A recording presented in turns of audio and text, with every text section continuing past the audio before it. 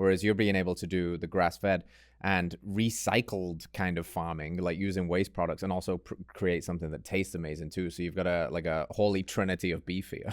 Absolutely. And usually when you tell people something's healthy, they automatically like resonate that Think it's worse, right? Yeah, it's like, oh, it's healthy, so it can't taste that good. Yeah. Well, no, actually, this stuff, it's very light. So carrots are 90% water. So if a cow's going to eat 10 pounds of grain, it's got to eat 100 pounds of carrots to get the same 10 pounds of dry matter. And that extra 90% fills that muscle tissue like a water balloon. It stretches it so that muscle's like elastic. So it really kind of breaks it down while they're living and moving. And then you get this pop in your mouth like a berry feel afterwards once you eat it. And we're also a free range concept. I do think there's a lot to do with cows being able to get up and move around and get those vitamins and nutrients from the carrots moving into their muscles.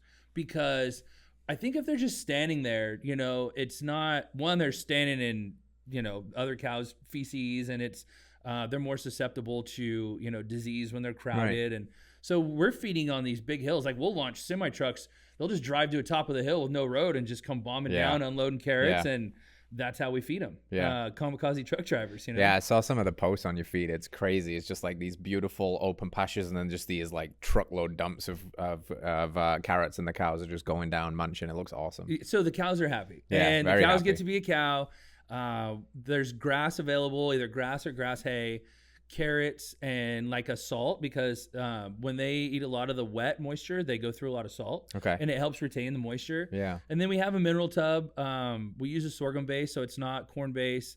We have an auditor, and it keeps us into the grass-fed guidelines, and we try to do things as right and as clean as possible. I know there's a lot of buzz and a lot of opinions, what you should and shouldn't do, the beta carotene, is it good or bad? And I think that the people that have tried our meat, some swear by it. They feel better. We service a lot of people with autoimmune and Crohn's and histamine sensitivity. And so, I think we're doing a lot of good in the world. Yes. More than, the buzz of the talking heads. Yeah. Well, it makes sense. I've got a friend here, shout out to Nate. He's got a smaller ranch, Pontius Ranches, and he's kind of scored a deal with juice lands around here. So he goes and picks up a bunch of the fruit waste and he feeds them that. And he did some nutrient analysis recently on some conventional beef versus his. And he just demonstratedly showed like B vitamins are high. There was even like vitamin C in his beef, which is really interesting, right? Because you typically don't think of a meat product of having that.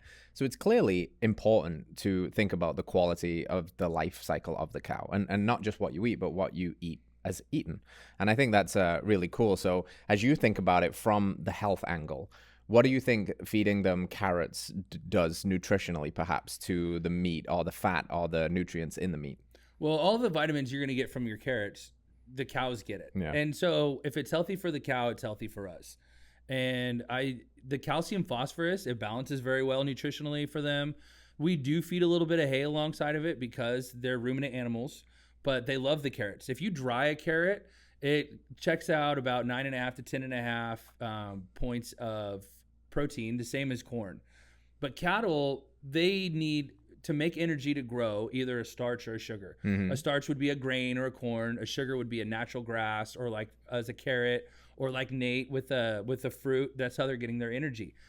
The sugar side is a little bit slower, but I think that older cattle, actually, we get a lot more minerals from the earth.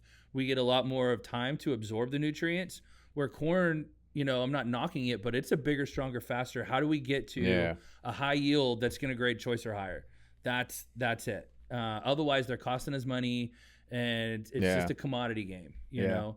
But on the feeding them out longer and like this natural sugar diet, it seems to be very well. I feel better when I eat our meat. When we would sell in Vegas, all the B12 in it, I'd be like, oh yeah, there's a hangover burger, for anybody that wants some heavy B vitamins, you don't need the shot. But whatever we're doing is working, and every time we test it, it just keeps coming out better and better. It's amazing. What do people say about the beef? I've only seen it. It looks incredible. I haven't tasted it yet, but I imagine that must do something to the flavor. It has to, right? Do you taste the sweetness of the carrot a little bit? You taste a little bit of the sweetness. And it's not as heavy. You don't chew it as much. It's very light. And so it's a very enjoyable eating experience. Right. The ground beef, it's not like so fatty it's sticking to the top of your mouth. Yeah. You can make a fattier blend with ours and it's still fine. And I think a lot of that fat's good too, because Yeah. you get a lot more parts of the animal, you know, instead of just like, oh, we're just going to grind up chuck and brisket today. Yeah. And that's it. I think we're supposed to eat more animal, more Yep. nose to tail. More nose to tail. And so the more we can offer into that blend, the better. All right, friends, thanks for tuning in to another episode of Radical Health Radio. We got a fresh new podcast for you every Wednesday. If you enjoyed the show, consider liking, subscribing, reviewing, and rating us on your podcast platform. It helps to spread this message of radical health. We'll see you next week.